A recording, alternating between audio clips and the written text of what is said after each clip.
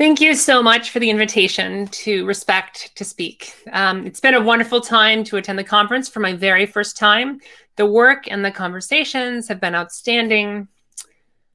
I want to speak today in this closing keynote about something that we usually don't talk about: the dominant groups in computer science, the white and Asian boys and men, and how they found themselves to be in computer science.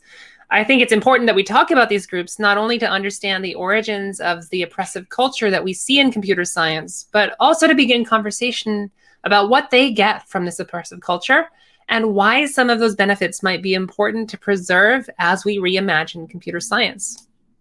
And I want to start with an aspirational vision of computer science that I hope we can all agree with. First, everyone in computer science deserves respect, support, and agency, really no matter who they are. Respect for their identities, their cultures, their interests, their hopes, their dreams, and their visions. Support in the form of encouragement, affirmation, and resources to thrive. An agency to make space in computer science for their needs, to shape their learning and to express their values. And as we know, not everyone receives support, respect, or agency from computer science. Some get the opposite because of who they are. This statement is probably bringing the usual narrative to mind. White and Asian students get support, respect, and agency. Women, Black, Hispanic, Native students, and disabled students don't. And at the grandest scale, these trends are essentially true. And these efforts are necessary. Broadening participation is all about rectifying inequalities via equity and inclusion. Too many people are marginalized in computing cultures, whether in primary, secondary, post-secondary, or workplaces. And it's fundamentally the responsibility of those with power to make these changes. This includes every member of the dominant groups in CS, particularly leaders of these computing cultures, teachers, principals, chairs, faculty, managers, CEOs, and more. But whether somebody is marginalized in CS isn't strictly a function of their visible identity. Sometimes it's a function of what's hidden. This is true for me. In fact, in CS, I've simultaneously been treated as part of the dominant group while also being erased and marginalized. And I want to give you a few examples just to start this talk off. I am both white and Asian, the two dominant racial groups in CS. But white people in CS don't really see me as white, and Asian people in CS don't really see me as Asian. Here's a picture of 4 generations of my family. My grandmother on the left, who came to the United States after the Japanese invaded in 1938. And my daughter, third from the left, who is Chinese, Danish, German, and Polish. Do I check both of the boxes or neither? Does she check all 4? These racial categories that we often talk about in CS don't really see me. And so when I was in CS, I struggled to make white friends and to make Asian friends, and just ended up alone most of the time. When I was in high school, I had the privilege of having my own computer, but I was bullied for liking computers. My calculators were smashed. I was shoved into lockers. I was mocked, even by teachers. Here I am in this picture, writing a version of Breakout with the quick basic programming language while my brother played with a balloon. The bullying that I experienced was hidden, as was the shame that it created. I didn't talk to my brother about it or my parents. No one in or outside of CS ever helped me through that trauma. I was also privileged to have amazing public schools and nationally renowned K-12 teachers, but I had no computer science in school. I took the AP-CSA exam alone in a literal broom closet, unsupervised, unsupported. I got a 3 out of 5 because I didn't know what objects were, because the used textbook I found at the local bookstore didn't teach me what they were. In fact, my wealthy suburban school in Oregon still doesn't have CS classes more than 25 years later due to decades of declining public funding in education.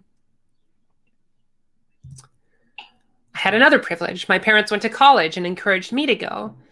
But I didn't know of Berkeley, Stanford, MIT, Carnegie Mellon. I did know of the University of Washington, where I'm faculty now, but they offered me a $500 loan to cover $10,000 of out-of-state tuition, which I couldn't possibly afford. So I went to my state university. And so my family's low income and the absence of any network familiar with computer science kept me disconnected from this broader world of computing. I enjoyed programming. It made me feel creative and in control. And so majoring in CS seemed like a good fit when I went to college. But I primarily did CS for stability. I was tired of being poor. CS was my path to economic security. When I was there, thanks to an amazing undergraduate research mentor, Margaret Burnett, I earned my PhD at an elite private university, granting me a network of power and influence in computer science. But I pursued a PhD primarily to avoid a male-dominated toxic software industry. I had no interest in being around power and money-hungry dude bros with no passion other than code, as I imagined industry to be. Even in higher education, I came with privilege. I earned tenure in 2014 without learning much of anything about diversity, equity, or inclusion, or contributing much to it. But my motivation for tenure wasn't curiosity, it wasn't technological advancement, but employment protection. I saw tenure as the safest way to be trans and not lose my job. I co-founded a startup and raised millions in venture capital, saving enterprise businesses money and in the process destroying tens of thousands of jobs, embracing a toxic work-life balance for profit. So in some ways, I was part of this dominant community of people ravaging industry and lives. But I absorbed myself in startup life not to make profit or money, mostly just to run away from my transness. Nothing is better for avoiding feelings I didn't want than not having time to feel. I did all of this while being seen as a man in CS. But I wasn't a man, I was a woman, and had to do a lot of painful masking in CS spaces to pretend to be. And throughout all of this, it was nothing about CS that made me feel like it would be safe to be me. All of the messages I received were that the only right and easy way to be in CS was to be a white or Asian man. And yet, despite all of this erasure, CS was still my refuge. It offered me identity. It offered me a way to avoid poverty. It helped me escape my gender plight. It gave me confidence. And so the question I want to ask in this talk is, for whom else is CS a refuge?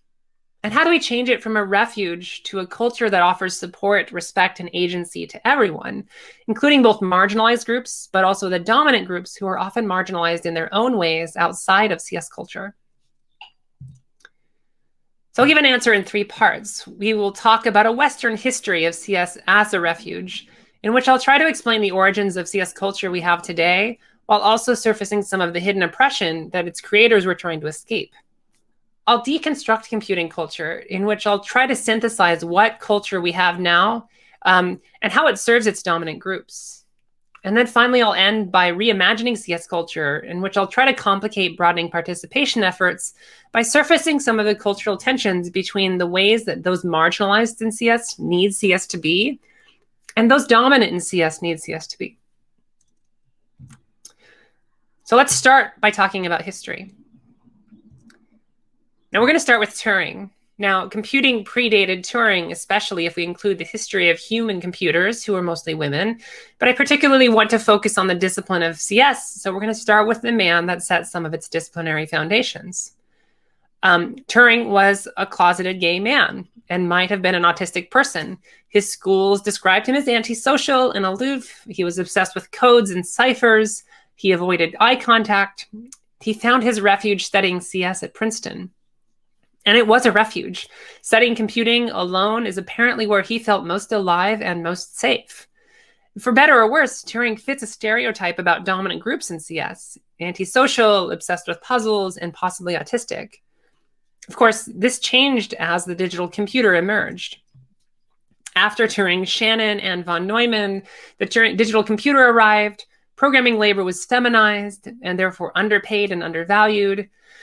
Computers served war, which financed the first computers, and CS became a refuge temporarily for women in mathematics who began to lose jobs as human computers. Government then became this rare refuge where women could do valuable, challenging, and intellectually stimulating work in STEM.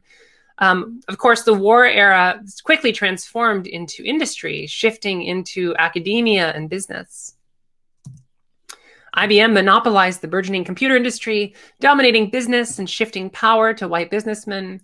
The white men of mathematics branched off to found CS departments in academia. At Purdue, the first CS department in 1962, all new faculty hires were men, thanks to Samuel Conti, the first chair of the first CS department, and his hiring decisions. CS, therefore, became a refuge for male mathematicians interested in computation and spurned by the discipline of mathematics. And in the process, because higher education was excluding women, women were excluded from CS. This rooting in academia began to spread into other communities of privilege in the 1970s. CS departments in higher education proliferated, formalizing pathways between universities and industry. Admissions focused on students with preparatory CS privilege. For example, Bill Gates and Paul Allen in this photo at Lakeside School, just 15 miles away from my house. As Allen described it, CS was a refuge for wealthy young geeks looking for a place to play without being bullied for their interests. As these ideas and opportunities of CS spread throughout society in the 1980s, marketers decided that computers and video games were for boys. CS departments established undergraduate curriculum, industry and enrollment boomed, faculty responded by restricting enrollment, increasing class sizes, pushing out women of students in color, and CS became a refuge for white boys captivated by the emergence of video games in the 1980s.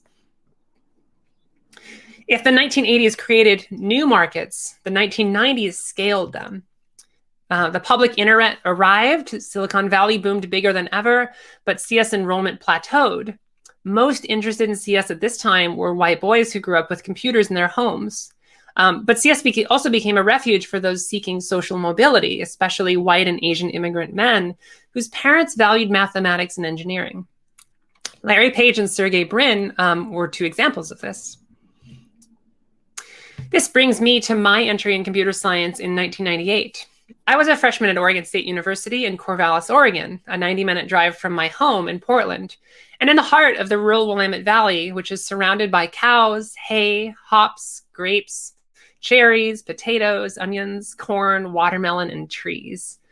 Many of my peers grew up on these farms. My mother did as well, along with her 13 siblings.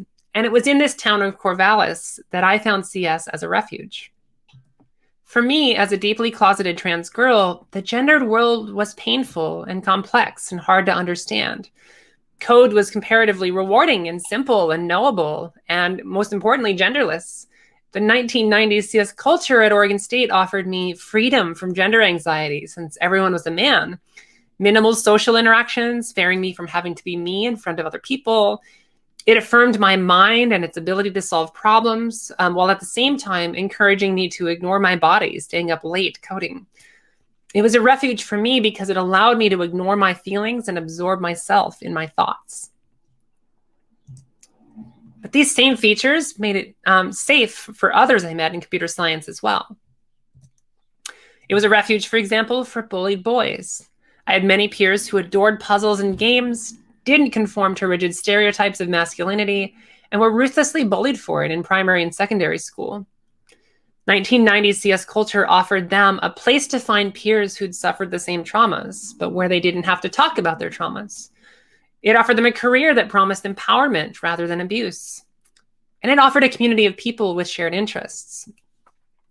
Most of these boys weren't power-hungry men who wanted to dominate markets. They were victims themselves, finding safety in numbers and structured social activities. I didn't really fit in because of my transness, but I had been bullied and I did like games, and so I found some solidarity. But there were others that didn't fit in either. It was a refuge for queer youth escaping the farm. Many of my white queer peers had grown up in rural Oregon and sought escape from family and farming and a pathway into queer-friendly urban life. 1990 CS culture at OSU offered them a promise of economic security in case they lost their families after coming out. It also offered a direct pathway to jobs in Seattle, Portland, and San Francisco, which many viewed justifiably as queer refuges. CS wasn't a particularly safe place for queerness at the time, but Corvallis was well known as a liberal, lesbian, LGBTQ-friendly enclave in a very conservative part of the state. So it was a survivable place to treat as a launching pad into bigger cities. And this mirrored the refuge that CS offered another group, parent-pleasing immigrant boys. I had many second-generation Chinese and Indian peers who didn't choose CS because they were intrinsically interested in it, or puzzles or games or anything else, but because their family valued mathematics, engineering, and social mobility. 1990s CS culture at OSU offered them a place to be affirmed for the mathematics skills, a place to build community around shared ethnicity, a place to earn economic security, and most importantly, a way to earn the love and support of their parents, which was often conditional upon finding a job in mathematics or engineering and making money. Most of these boys didn't want to take over the world. They just wanted shared culture, economic stability, and their parents' love. And that brings us to one more group, autistic youth. Autistic people often have strong interests, close attention to detail, a need for routines, difficulty understanding social rules and making social inferences. Computer science and its ideas align closely with a lot of these ways of experiencing the world. And so 1990s CS culture offered them a place where attention to detail was prized and valued, an intellectual space that concerned rules and routines, and little need for social interaction or reflection on society, since the curriculum was so separate from both of those. Again, these were not youth that wanted to be billionaires. They just wanted a space they understood, where their unique abilities were celebrated instead of stigmatized. I befriended many of my autistic peers and did respite care for parents of autistic youth throughout college, and I came to see CS as a place almost designed for and by autistic people to thrive. Of course, the next 20 years changed CS substantially from this 1990s culture, as this culture became magnified by the forces of capitalism. In the 2000s, throughout the present, Google, Amazon, Facebook, Microsoft, and Apple dominated global markets. Gold rush ensued. The same faculty that had founded CS departments in the 1960s and 70s are at the height of their powers, shaping curriculum, admissions, and culture. The immense force of markets led to cultural lock-in, ossifying the culture set in the 1980s, and CS essentially became the magnet for power that it is today. And so while many of the youth in the 1990s had no intention of dominating the world, some in the 2000s do, and begin building their empires atop this culture. And so this is the culture we have today, the one that has reshaped our world, amplified oppression and exclusion of all forms, and yet also served as a refuge for specific groups that have been invisibly marginalized in broader society. Some of you in this audience might not know these histories. Some of you might have lived them, but as outsiders to CS. And some of you might hear your own story in this narrative. Perhaps you're feeling seen for the first time. However you're reacting to my own take on this history, I want to build on this view by interrogating not only CS culture, but the ideas that have emerged from this culture. So when I reflect on this history and my participation in it, this is what I see. This is the world as we know it, full of wonderfully diverse people and ideas. This is the social world of society, emotions, nuance, and politics. This is the one that makes everything so complicated, unpredictable, and uncomputable. This is the world that CS and its ideas just don't seem to be able to handle or represent or process. Now, we all know that CS is part of the world, part of that wonderful diversity and complexity. And inside CS are its ideas of abstraction, structure, and logic. It's these ideas that can make CS, just like mathematics, such a beautiful and grand thing. Within its boundaries, CS can make things pure, complete, computable, and scalable. But here's the paradox.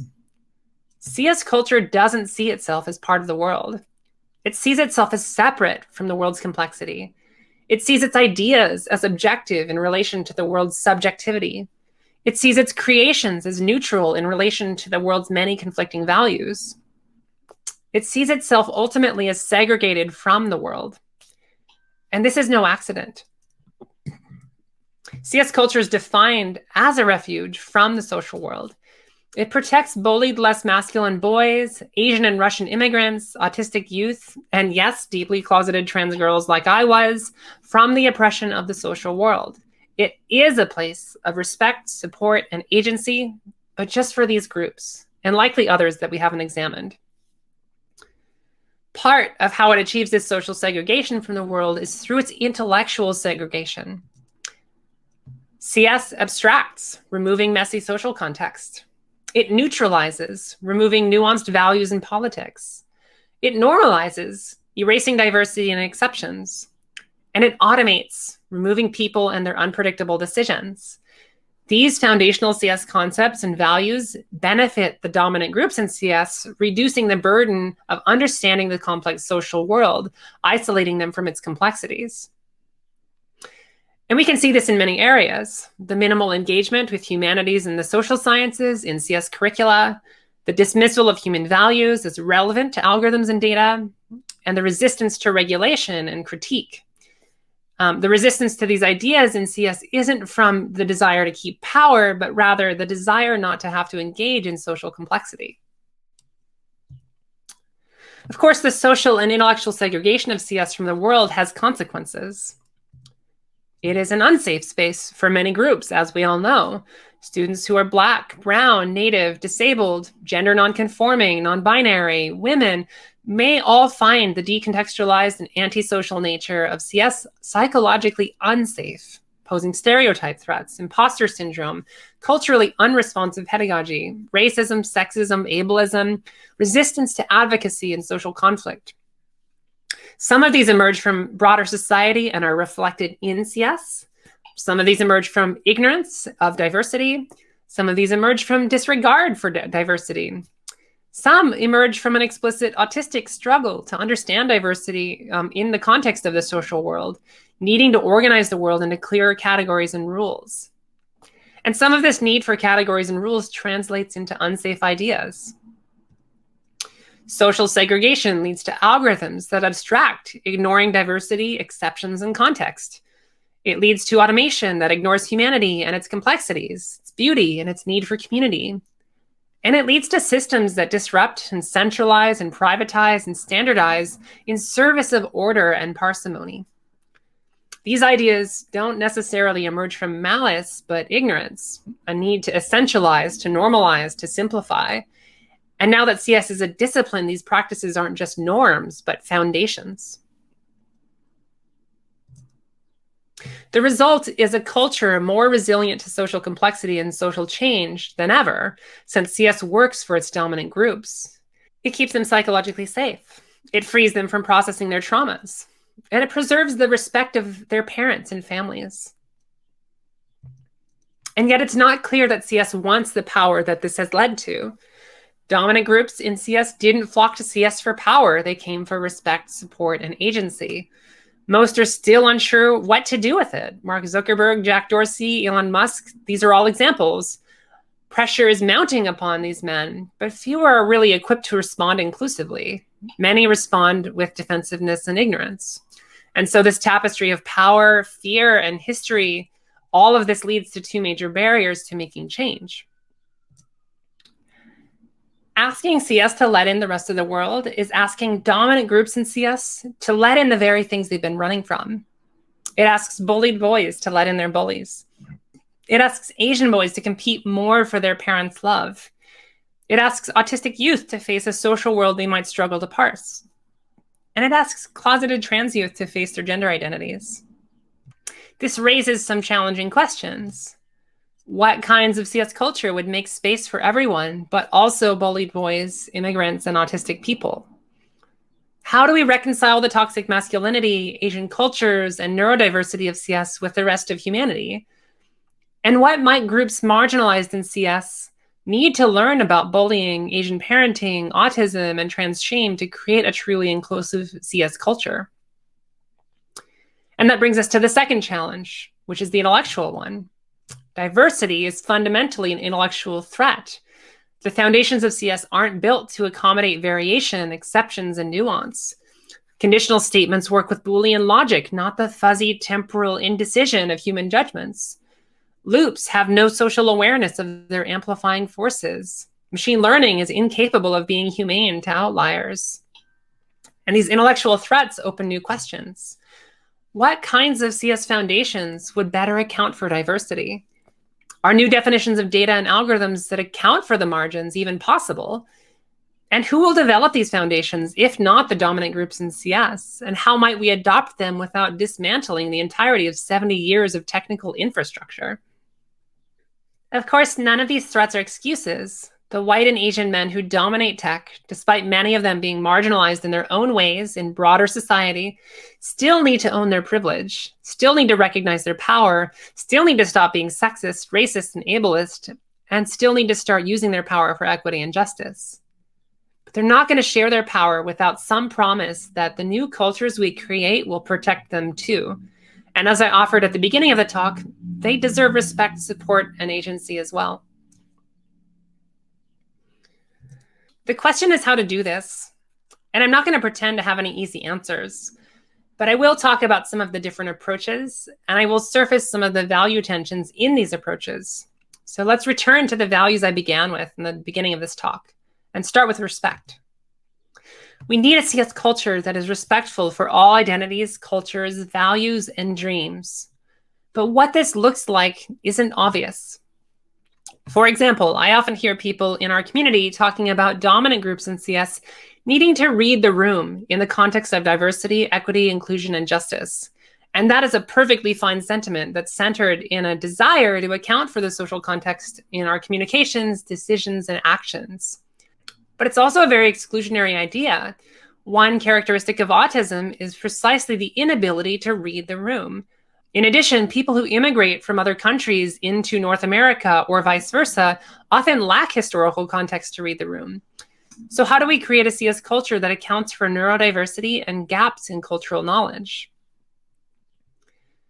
We see similar tensions with support. We need a CS culture that offers encouragement, affirmation, and resources, but support for whom? We regularly talk about broadening participation in terms of minoritized racial and gender groups, and we absolutely need to offer supports to these groups robustly, sustainably, and inclusively. But even dominant groups in CS need support that they're not getting. Where are the student organizations for Southeast Asian students who need solidarity around the sometimes toxic family expectations that motivate their learning? Where are the student organizations for autistic students that celebrate their assets, their neurodiversity brings to how we see and understand the world? And finally, agency. We need to offer a space for people in CS to shape their learning and to express their values. But there are tensions here as well. We need to engage culturally responsive and sustaining pedagogy and teach the intersections between social justice and computing. But what if a student's values are centered around order, rules, and homogeneity, or even the political conservatism that often stems from these views? Do we offer agency to everyone except these students, since their values might be directly counter to embracing diversity? How do we reconcile that offering them agency might mean taking away agency from others? It's these tensions that make reimagining CS culture so hard. There likely is no single culture or set of cultures that reconciles them. So to illustrate this, let's talk about 5 approaches for reimagining CS culture that we see playing out today. 1 is the status quo. We can continue to let CS oppress, enriching and empowering its dominant groups with responsibility they do not want. This transfer of power may simply continue despite our best efforts to prevent it due to inertia. This Jeff Bezos meme of him walking away in his power vest from this explosion captures the perils of concentrating this power well. Obviously, this community here at Respect isn't going to give up and take this path, and that brings us to other approaches. For example, regulating CS culture. We can layer policy on top of the status quo, regulating business and education, and in the process, we can obstruct some harm, trying to mold CS into what the world needs it to be. Of course, this may be muted by capitalism's amplification of private action and the limits of democracy in changing culture. And as we can see in this picture, we all know what happens when powerful tech CEOs come to testify in Washington, D.C. Nothing. A third approach is changing CS culture. This is often what we're talking about here at Respect. We can broaden participation, embracing culturally sustaining pedagogy, improving cultural humility, removing barriers, and diversifying power. Such desegregation efforts might be slow and fractured, much like racial desegregation in schools in the United States. But they also need to begin attending to dominant groups' ethnic and neurodiversity that I've talked about in this talk. For example, what would it mean for our vibrant broadening participation efforts to deeply address and account for autism in its advocacy, especially autism amongst multi-marginalized groups such as Black autistic youth or Native autistic youth? How do we begin to engage the many diverse Asian cultures that compel their children into CS despite their children's lack of interest? Here's a fourth approach. We can create CS splinter cultures. For example, I oversee informatics, an undergraduate degree at my university, which teaches many of the same foundations of CS, but in a socially situated way and from an applied perspective rather than the theoretical one. Similarly, K-12 CS has its own distinct pedagogies and values from higher education. It may emerge as a distinct culture from higher ed. And finally, higher ed and industry are not really the same cultures. They clearly have some links and strong bonds together, but they really do fundamentally have different values in many cases. And so multiple cultures might require bridges. Who will build these bridges? Will these bridges create their own inequities? And finally, if we take splinter cultures even further, we can imagine a vibrant multiplicity of CS cultures.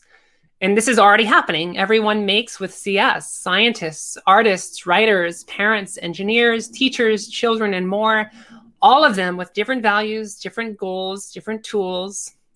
So how do we support people in creating, finding, engaging, and sustaining new CS cultures? And can they ever escape from the hegemonic ideas from higher education CS? To a large extent, this is already happening. Every programming language, platform, and API is its own community and culture with their own codes of conduct, their own forms of exclusion and oppression. This image, for example, of Alexandra Cardena's live coding music at the Geiger Festival in Gothenburg is a great example of this, just one of many. Of course, this last approach should make it obvious. We're not choosing from these approaches. They're all happening simultaneously. And yet, even if there are a multiplicity of cultures, some CS cultures, higher education, big tech, programming language designers, will still hold most of the power and will still use it to oppress, even if unintentionally. And all of this will be happening while some people try to create laws, some people create splinter cultures, some people create entirely new emergent cultures of computing in the natural sciences, social sciences, and humanities. What we actually have is a few powerful cultures that hold most of the power linked to a thriving ecosystem of peripheral cultures, each with its own values and norms. And so the real question is how we connect these many cultures while also transforming the CS cultures that hold the power to shape them through empathetic partnership with its often oppressive leadership. So what might that empathetic partnership look like? Well, one, we need to seriously engage the marginalization of autistic, immigrant, and bullied boys who dominate CS power centers. We need to partner with these dominant groups to imagine a CS culture that keeps both them and everyone else safe in CS through respect, support, and agency. And we need to reinvent with them the intellectual foundations of CS, creatively replacing them with technical infrastructure that centers respect, support, and agency. And if we can succeed at these things, perhaps we can create a rich and diverse constellation of CS cultures with power centers that are inclusive, equitable, and just for everybody, but also willing to share power, with peripheral cultures of school, industry, science, and humanities that inherit these cultures, and with computing emerging from the edges that inherits these new values. I don't yet know how we'll do this, but I hope we can continue talking about how together in research, in conversation, and in community. Thank you so much for your time, and I'd love to hear your thoughts on all of these ideas.